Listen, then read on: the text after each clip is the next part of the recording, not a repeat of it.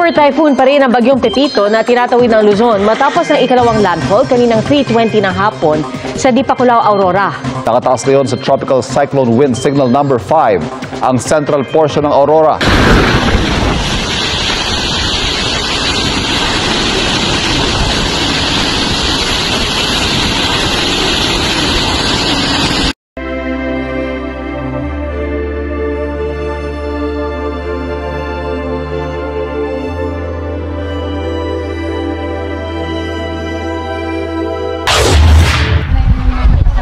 Mga bato at sanga ng kahoy na lang ang nadatnan ni Jovelyn nang umuwi siya mula sa evacuation center. Inanod na pala ng tubig ang kanyang bahay matapos bayuhin ng bagyong Pepito ang bayan ng Dipakulaw sa Aurora.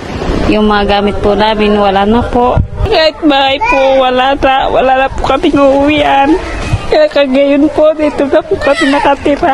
Gamit ang mga hiram na lona at kahoy, gumawa muna sila ng masisilungan.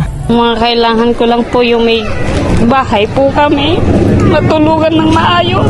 Wala po kasi ako sa mga anak ko. Wala po silang ayos na matulugan.